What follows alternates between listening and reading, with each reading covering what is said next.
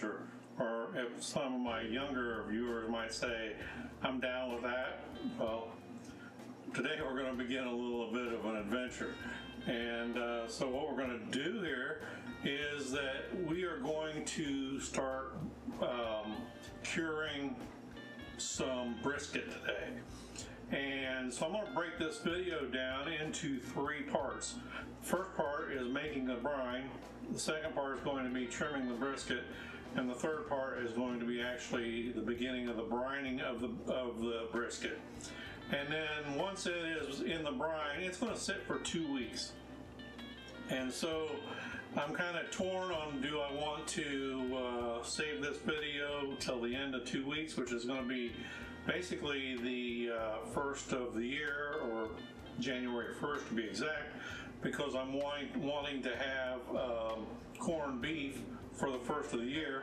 I'm also going to use some of this brisket for, I should say, I'm going to take and use some of the corned beef to make pastrami with. So I'm planning on using the flat for corned beef, and then the point, which is the fattier part, for pastrami. And so let's get turned around here and get started. We got a little ways to go here.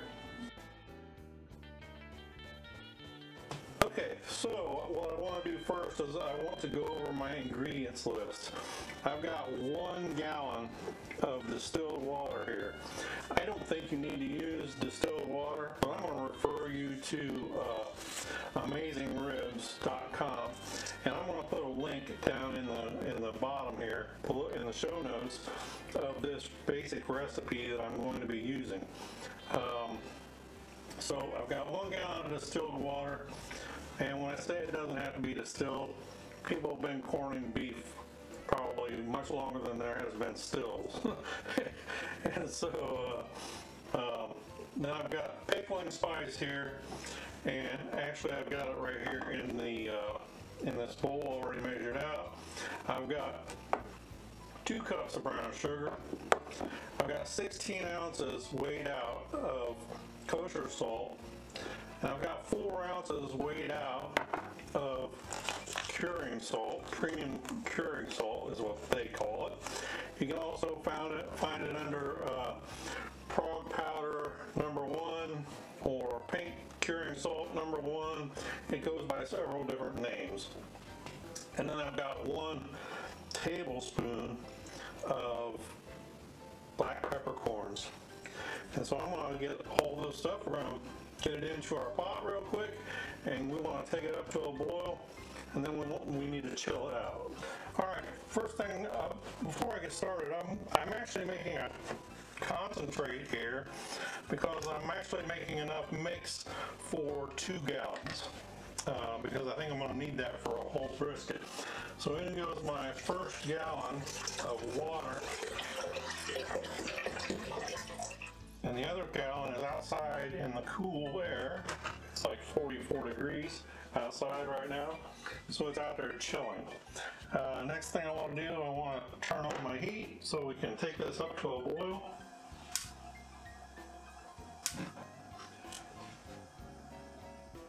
And we want to go at least pretty much all the way on high. We're not going to burn anything here. So in goes our 16 ounces of kosher salt. You could use sea salt, pink Himalayan salt, whatever suits your fancy with this. We're going to put in our 2 cups of brown sugar.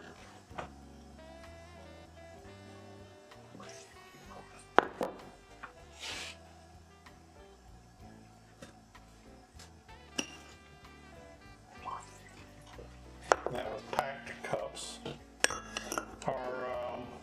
This was 10 tablespoons of pickling spice we got here.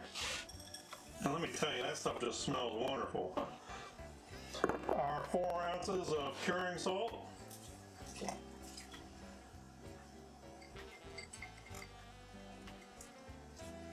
We'll make sure we get all that good stuff down into the pot. That is where our nitrites are going to come from. And if you're worried about nitrites, I'll leave a link down there in an article regarding nitrites in your food. And then there goes our tablespoon of black peppercorns. And so there we go. Next thing is to bring this to a boil. We'll be back shortly. Here we go, folks. We're up to a good boil. The house smells wonderful. It's got all those good spices in that pickling spice. I can smell the cloves for sure. Really smells great. I'm going to take this off the heat. All our salt and sugar has dissolved into the brine concentrate here. Like I said, I'm going to take this off the heat, and I'm going to take it, pot and all, set it outside for a few hours here and let God's refrigeration do its work. Alright, so right here before me I have a right at 14-pound Packer brisket that I need to get trimmed up. It's got some fat on here that I want to get trimmed down. I want some fat on it, but I'm not wanting to leave all this on here. For one thing, it's got a pretty hefty decal on here that needs to come off. So I've got myself a good sharp boning knife here, and I'm just going to start in here and start seeing how much fat is on this thing. I've got my sheet pan under it here. I think I need to put a wet paper towel under there to keep it from sliding.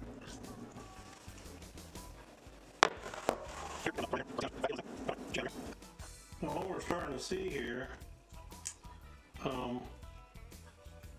is our point versus our flat. I don't know if you can see that very well, but you see this line of meat comes right around through here. Well, this part up in here is going to be our point, which is going to be the more fattier end, and that's the part I want to make the pastrami out of.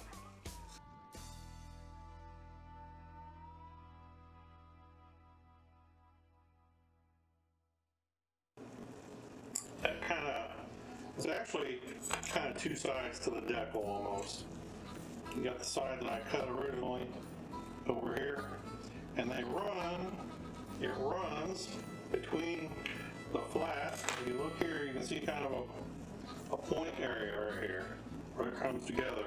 This is the flat, and what's below that is the point. And so I'm going to go ahead and separate these two. Now, if I was cooking a brisket, I do not, I mean, this is a brisket, so I will be cooking a brisket, but if I was smoking a brisket, I would not be separating the two. I would probably be stopping pretty close to about now. I think that's pretty well. Got a little piece right there.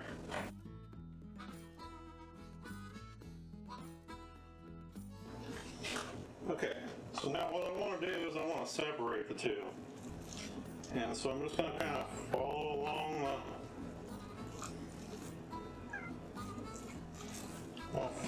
along here. You can see, in fact, I'm going to go ahead and there's a nice hunk of fat right there. As I go, if I think it needs it, I'm going to trim it.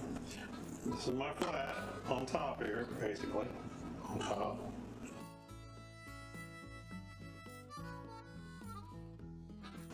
For the most part, we want to try to stay right in this fat line.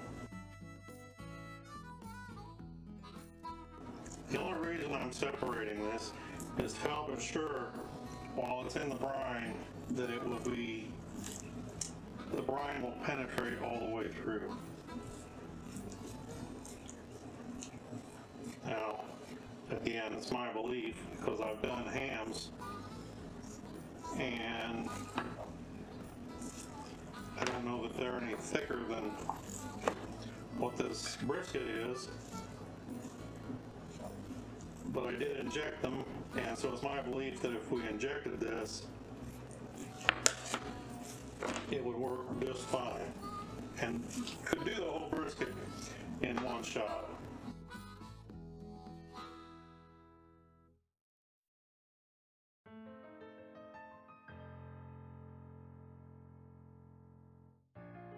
I can do that right there. That looks pretty good. So there is our point.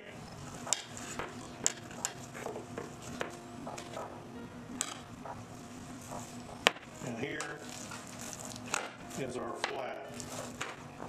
Just the way we want it. Now then, while I'm here, you see, I hope you can see this.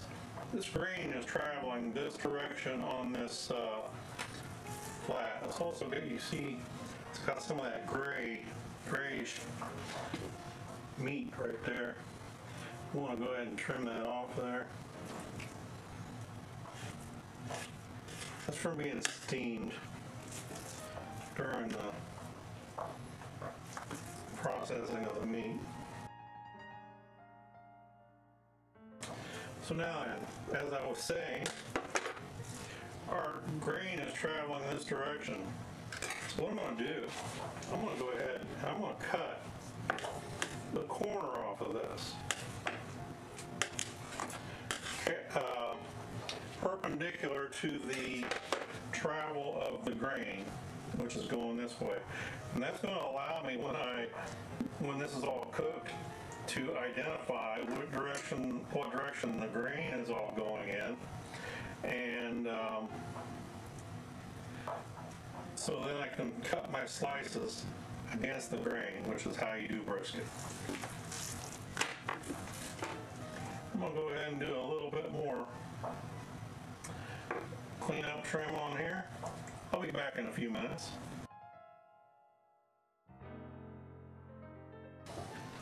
Now usually on a brisket trim, not all of this fat that I'm trimming right now would be taken off if I were doing it for smoked brisket, because again I would not be separating the point in the flat. I actually find it kind of interesting because this is the point right here, and you can see how much better marbling is in this piece of meat in comparison to the flat. There's just some silver skin right here that I'm going to take off a little bit. So I'm pretty happy with this right here. And what I'm going to tell you is as soon as our brine gets cooled down, we'll be putting this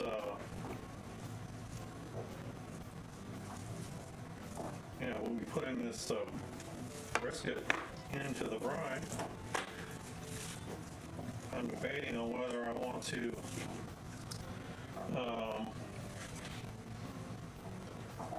separate this flat into two pieces or keep it as one. Alright folks, so stay tuned for part 3. We'll be right back. Okay folks, well, part 3 here is going to be very short and sweet. The first thing I'm going to do is go ahead and I'm going to put some of my brine concentrate in here. I'm going to grab my meat. I'm going to put my point in first. And then, no, I'll take that back. That was the flat. Then the point in on top. I'm going to put the rest of my concentrate in here.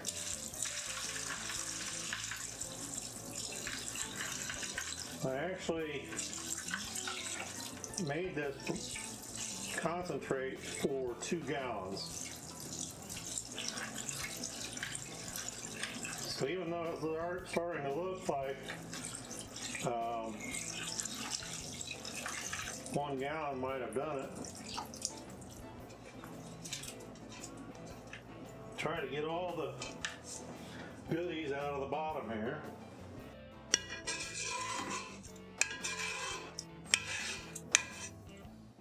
And try to keep my head out of the camera too.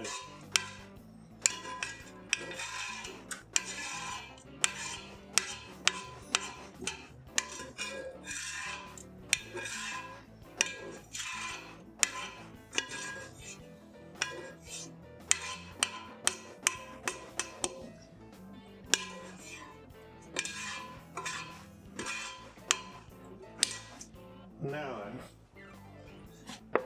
something I forgot to put in the brine, but I'm going to go ahead and do it now. It's about 8 cloves worth of garlic. 1, 2, 3, better late than never. 4, 5, 6, 7, 8.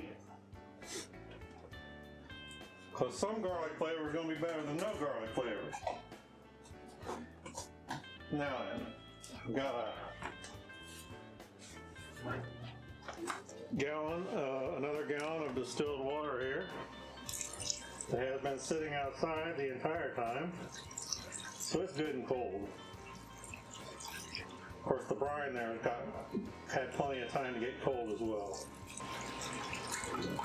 Alright, now I'm going to get a plate to sit on top of that, and I'm going to find something to weight it down with.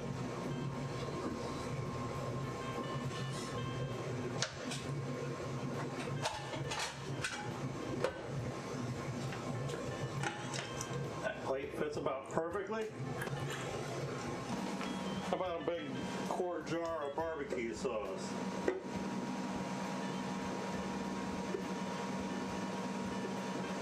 That ought to work. Keep it down there. We'll put the lid on it.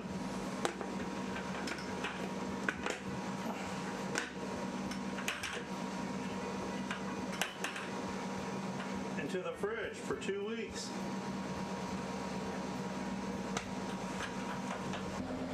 Okay, folks. Well, I hope you learned something tonight, and or today, tonight. We started out and it was daylight. Tonight is tonight now. Although it's the 15th of December and it's not even 6 o'clock yet, and you see what it looks like out here. So at any rate, I hope you learned something along with me, and so I think I'm going to go ahead and publish this video probably Monday. That will probably give you folks, if you want to do this, time enough to go get a brisket and get it in brine for New Year's Day if you hurry. Don't put it off too long. Meathead Goldwyn, which is AmazingRibs.com, says that it takes about a week to properly cure a 4-pound piece of meat or so. Well, and that's the reason why I broke it down into 2 pieces, and to make sure that I was going to have enough time in the brine to get it properly cured. And so I think you folks can still do this, but you got to get on it. And then I will have a follow-up video to this, probably recorded New Year's Day, when I go to make probably corned beef and cabbage. Alright, so I hope you enjoyed it, and if you did and you like what you're seeing, do me a favor, down here in the bottom right hand corner, hit like and subscribe, and stay tuned because there's always more to come. And thanks for watching.